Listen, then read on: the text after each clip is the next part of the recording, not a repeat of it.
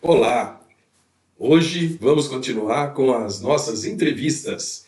Hoje uma pessoa especial, a doutora Yádia Machado Salum, a mulher criminalista.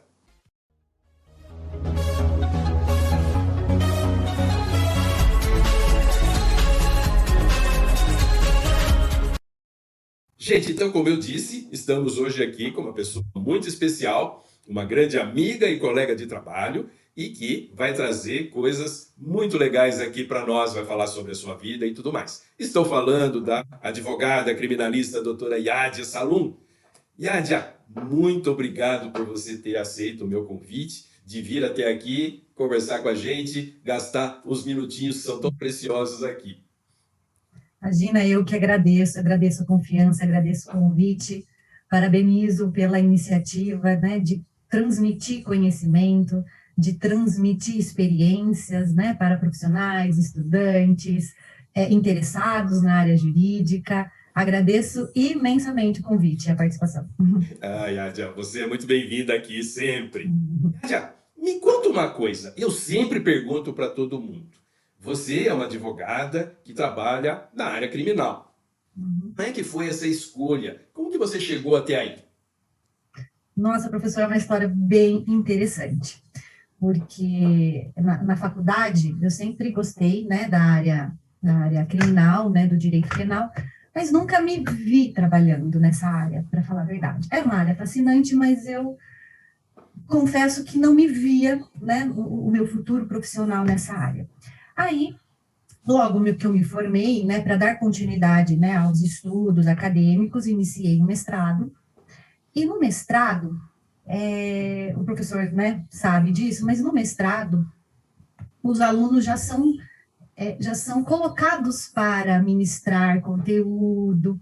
E eu, né, nesse caminho do mestrado, fui incumbida de algumas aulas na graduação, e eu me recordo, tenho a sensação em mim, né, da primeira aula, eu preparando em casa aquele conteúdo, foi uma aula de direito constitucional, se eu não me engano, Que é a minha conteúdo área que eu gosto de muito. controle de constitucionalidade, inclusive, professor. Olha, E eu preparando com todo carinho, amor, aquela tensão, né, que eu não tinha nunca passado por essa experiência, preparei, chegou, né, a data, ministrei aquela aula, né, foi assim tranquilo, os alunos interagindo. Eu lembro que eu terminei, agradeci a hora que eu pisei para fora daquela sala, passei por aquela porta, eu falei assim, é isso que eu quero fazer na minha vida.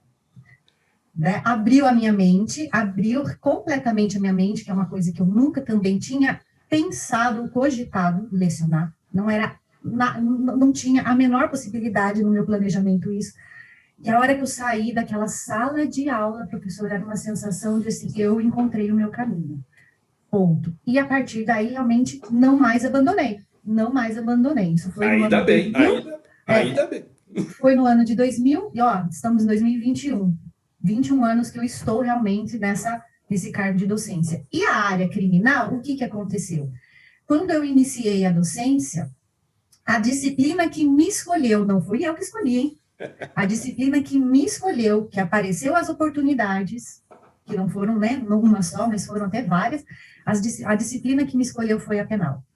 Foi a penal e a processual penal. E diante desse mergulho que eu dei, né, nessa área, nessa disciplina, a prática, ou seja, a advocacia criminal foi uma consequência. Foi uma consequência.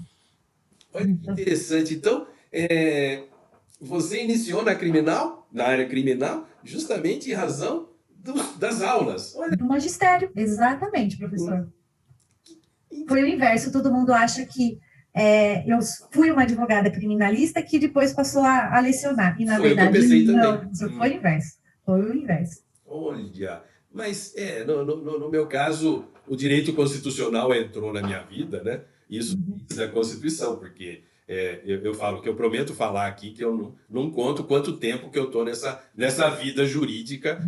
O pessoal não vai fazer as contas e não vai bater as contas. Mas, enfim, porque eu me formei com a Constituição antiga, né? Então, eu participei desde o início, ativamente, da elaboração da nossa Constituição. Isso me fez gostar muito. Mas, no caso, então, foram aulas. Olha que legal. E então, desde aquela época, você se dedica exclusivamente ou quase que exclusivamente na área criminal?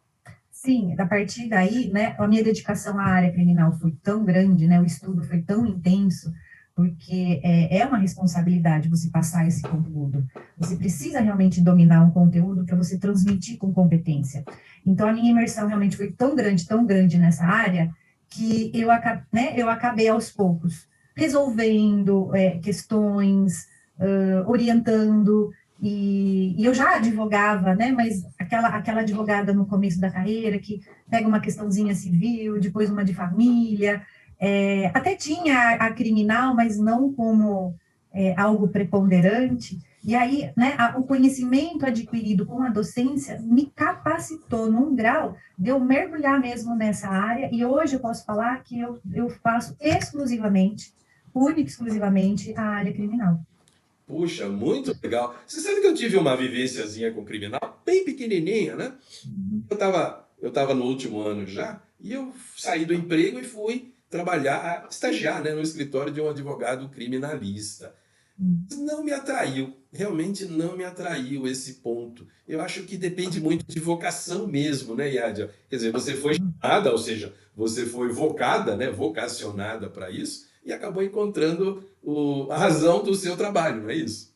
É difícil a gente falar, né? Mas a área escolhe, a profissão nos chama né? Chama. A gente tem Chama. que atender esse chamado. Eu concluí o meu curso achando, né? Acreditando que a minha área seria direito de família, para você ter uma ideia. E acabei divulgando, né? Na área de família. E eu falei, gente, eu não tenho capacidade, eu não tenho, talvez, paciência para trabalhar nessa área. Por que eu escolhi essa área? Ela não tem harmonia com o que realmente eu desejo, ou a minha capacidade, o meu pensar, o meu agir, junto com o mestrado foi acontecendo, a docência, a área criminal, a área penal me chamando, eu me aprofundando nesse conhecimento e vendo realmente que estava ali o meu lugar, estava ali o meu lugar. Olha, não, mas eu não conhecia essa história, Yádia. Olha, já Ai, conhecemos há eu algum contei tempo.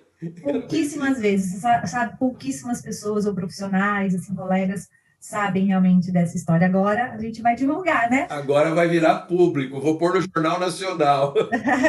Mas você sabe que eu fiz uma entrevista com o professor Everaldo há algumas semanas atrás, né? Você o conhece, Uhum. e ele usou, né? Ele explicou, né, que a palavra advogado, nós já conhecemos, mas ele explicou da maneira Everaldo disse, que é aquele que é chamado, né? Que é chamado para fazer alguma coisa. Essa é o sentido da palavra advogado. E aí você está no exemplo. Você efetivamente foi chamada para essa área e atua, isso eu sei, né? Atua com muita competência e é muito bem vista pelos colegas e por todos nessa área aí. Muito legal. Olha, E aproveitando, né, professor, como é o chamamento.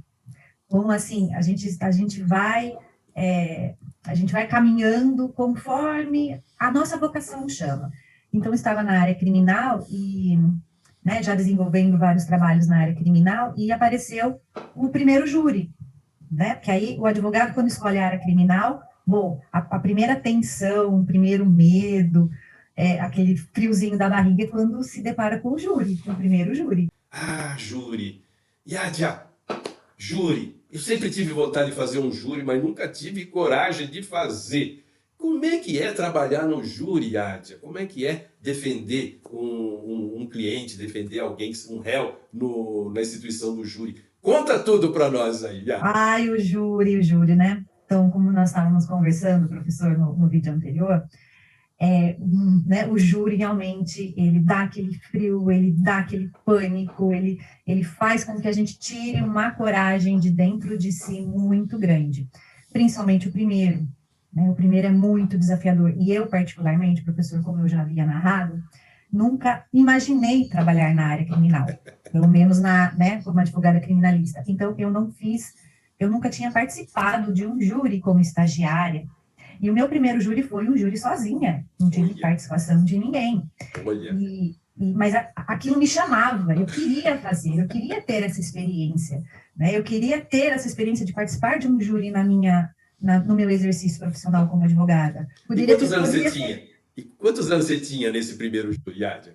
Eu tinha uns 25, professor, 20. Olha, Eu não tinha, eu era abaixo de 30 anos. legal.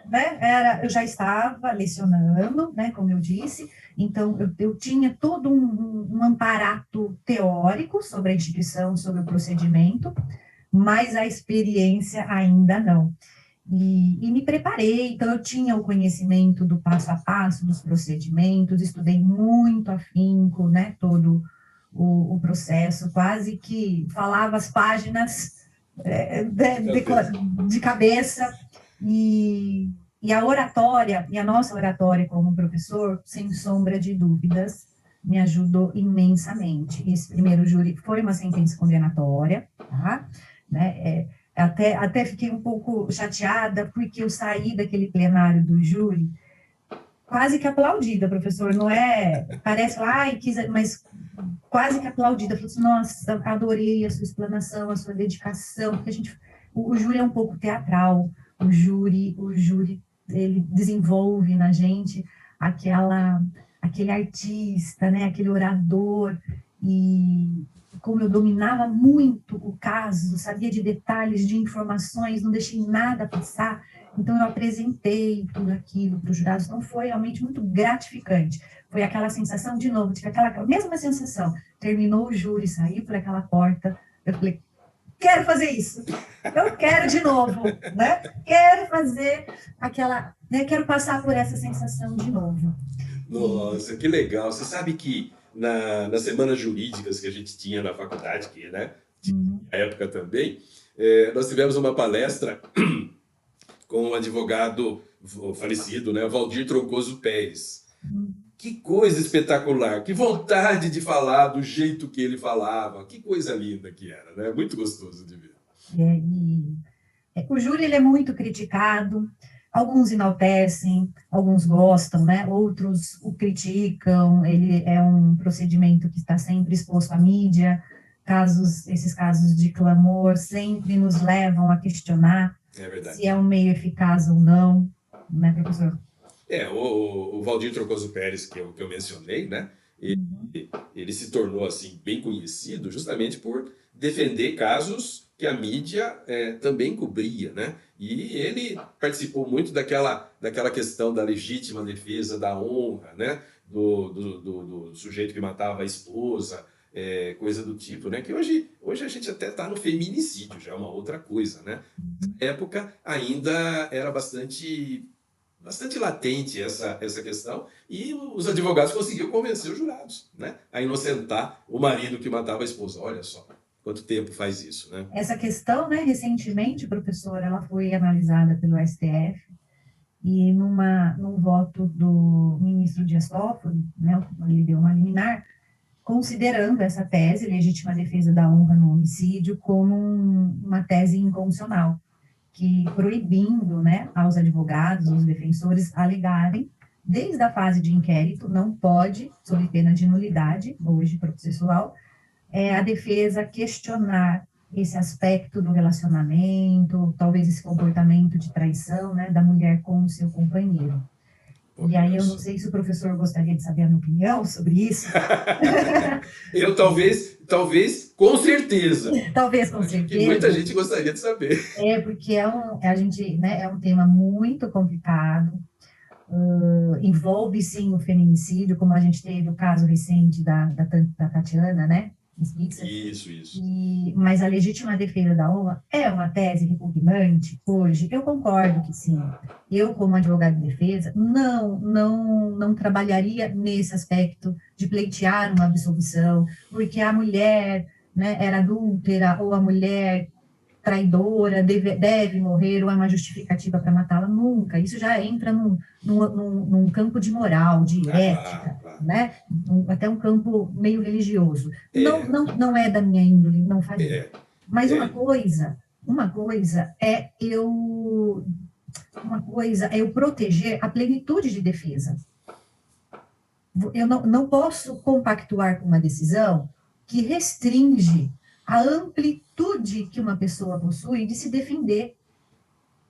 né, proibir um advogado de trazer ao conhecimento dos jurados a verdadeira relação amorosa, né, relação marital, é um verdadeiro constrangimento aos meus olhos da plenitude de defesa.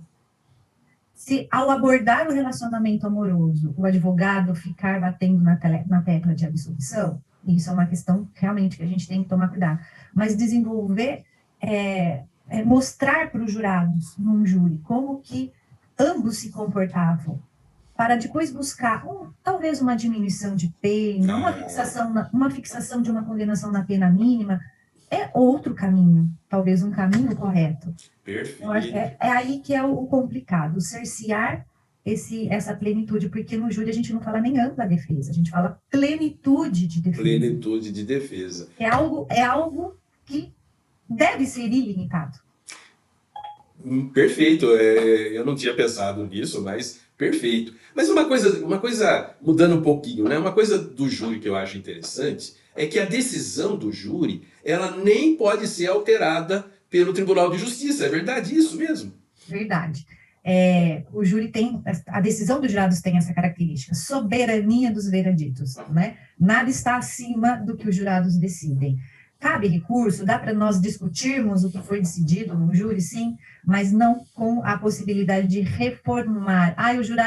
Os jurados reconheceram uma qualificadora, aí o tribunal, vamos tirar essa qualificadora que ela está meio abusiva. Esse tipo de mudança, de reforma, falar que os jurados deveriam ter decidido de uma forma e decidiram de outra, é o que é protegido constitucionalmente. Então, ou nós vamos mudar. Quais são as opções, né, para se questionar as decisões dos jurados? Ou corrigir a sentença do juiz-presidente, então dosimetria de pena, dosagem, né? Dosagem, natureza de pena arbitrada, isso é possível modificar, porque você está modificando a decisão do juiz, ou, no máximo, uma nulidade, né, do julgamento, submetendo aquele réu a um novo júri com novos jurados. Ou seja, aquilo que os jurados decidiram não se altera, não se modifica. Você faz, né, e vários professores da área criminal fazem o júri simulado nas faculdades. E costuma dar muita assistência, muita gente vai assistir o júri. Como é que é essa experiência do júri simulado para um estudante de direito, Yádia? O júri é tão fascinante, tão adrenalina, né, a satisfação de passar por esse evento é tão gratificante, tão enriquecedor, que eu faço questão de trazer um pouquinho dessa experiência para os meus alunos através do júri simulado. Só que o júri simulado, quando ele acontece no ambiente acadêmico, ele tem assim um objetivo e uma função muito maior do que ficar adstrito ao campo da área penal. O que eu estou falando, professor?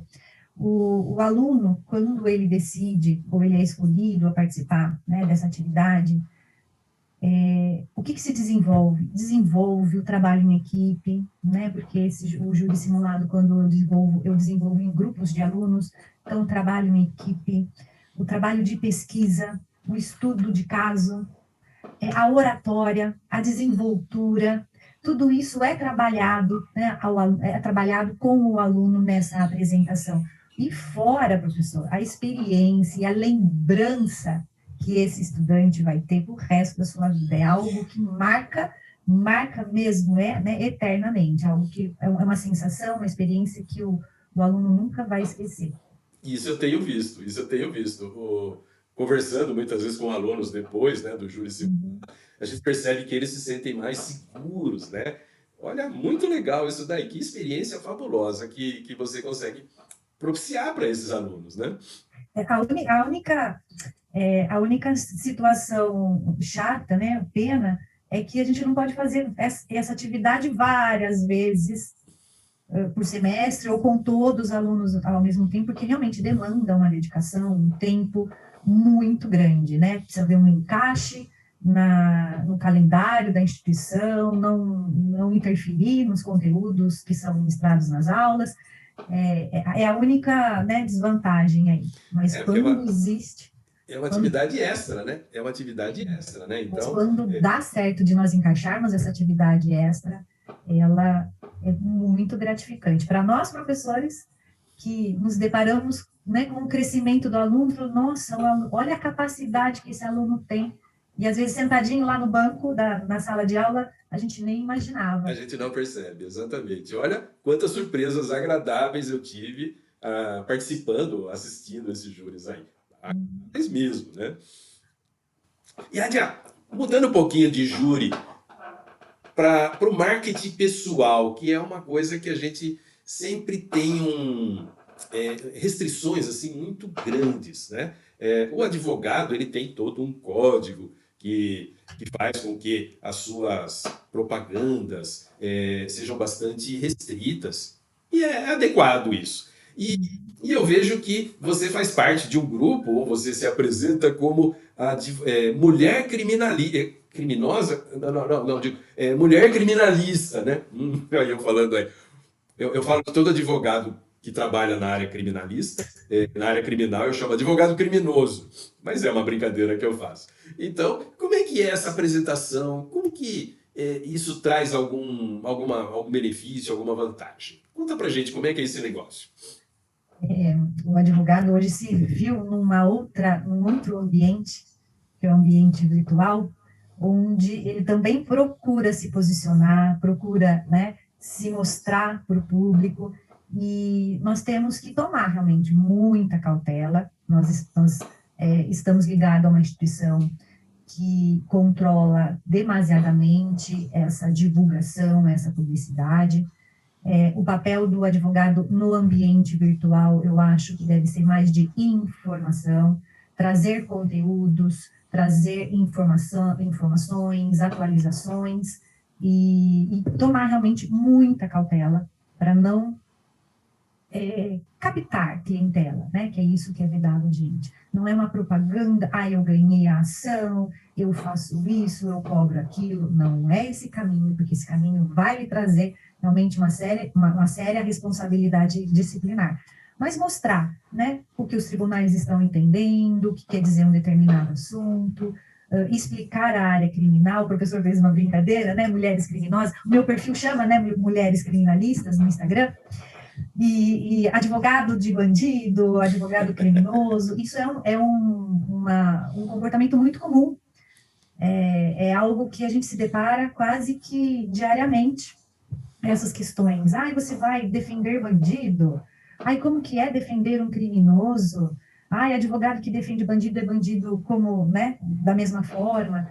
E a gente tem que ter realmente, né, nós da área criminal, nós temos uma paciência muito grande com esse tipo de Eu lembro publicação. uma vez, eu estava numa aula, eu era aluno, mas eu era aluno, era numa pós-graduação, não me lembro agora qual aula que era, e a professora que estava ministrando a aula tinha alunos de várias áreas, né? E acho que de advogado só tinha eu. E essa professora então falou: eu não sei como que os advogados vão pegar aquele bandido que mata, que estupra, que rouba, que merece pegar 100 anos, como é que ele vai ser defendido, né? E eu respondi: ele vai ser defendido porque se ele merece 100 anos, ele não vai pegar 101 anos. Ela ficou pensando assim. Eu acho que ela acabou concordando comigo, né? Porque todos, afinal de contas, têm o direito, não só legal, como o direito moral de ser defendido, né? Se ele merece 100, vai pegar só 100, não vai pegar 101, 102, 103. Então, por isso que muita gente às vezes fala: como que o advogado vai defender um bandido? E o bandido vai ser merecedor dessa defesa e de toda a consideração, né? É uma frase que eu uso sempre nas aulas de constitucional: direitos humanos é para os humanos. Não importa se ele é torcedor do time A, do time B, do partido A, do partido B. Ele é um ser humano. É muito bem colocado, professor, porque nós, advogados criminalistas, não estamos né, nós não estamos buscando absolvição a qualquer custo, absolvição através de mentiras, de simulação, de fraude, não, muito pelo contrário. O que nós buscamos? Nós buscamos dar voz à pessoa que está sendo acusada, que a defesa esteja no mesmo patamar de quem acusa, tenha as mesmas armas de quem acusa, para que, se for o caso de realmente imputar uma sanção a essa pessoa que violou um bem jurídico de uma vítima, receba a pena adequada, a pena que a lei prescreve, se é uma pena privativa de liberdade, se é uma substituição de uma pena que priva a liberdade por uma restritiva de direitos, se existe a possibilidade de punir, por exemplo, a prescrição, professor. O Estado assumiu uma responsabilidade. Olha, eu tenho 3 anos, eu tenho 6 anos, eu tenho 20 anos para eu punir esse crime. Se eu não conseguir, eu, Estado, punir esse crime em 20 anos, não me interessa mais punir. Eu vou extinguir a punidade dessa gente. Perfeito. Então, vamos buscar. Se o Estado tem, né, se o Estado lhe colocou esse limite, então vamos exigir esse limite. Então, o advogado está para isso. Defender o processo, aplicar a lei, né, que a lei seja aplicada com imparcialidade, com justiça. Mas nada, se a consequência vai ser absolvição, ótimo, foi uma absolvição baseada na lei. Se o resultado for uma condenação, então que seja uma condenação baseada na lei. Perfeito. Lembrando que a lei é feita por nós, por meio dos nossos representantes. Nós elegemos pessoas para fazer leis para nós, né? E então o Estado nesse caso aí é a toda a sociedade. Yádia, fiquei sabendo e parabéns que você foi nomeada coordenadora da Escola Superior de Advocacia na região de Rio Claro. Que legal isso daí. Yádia, conta pra gente como é que essa Escola Superior de Advocacia, a nossa ESA, conta tudo. Nossa, eu fiquei tão feliz com esse convite, porque é uma consequência, né, do nosso trabalho, da nossa dedicação, tanto na docência quanto na atividade profissional. A ESA, né, como a gente a chama carinhosamente, Escola Superior de Advocacia, ela tem uma personalidade jurídica própria, tá? E ela tem como objetivo proporcionar aos profissionais da área, principalmente aos advogados, cursos, né, a capacitação, atualizações profissionais. Então, uma das minhas funções, e a principal função, vai ser preparar, organizar, trazer profissionais para ministrar esses cursos na minha subseção, que é a subseção de Rio Claro, contando sempre com a ajuda, né, de vários profissionais, das comissões, da direção aqui da UAB. É muito importante que os advogados, os jovens advogados, busquem participar, né, da subseção da comarca, auxiliando nos trabalhos. A OAB tem várias comissões temáticas que buscam auxiliar os profissionais nas diversas áreas profissionais.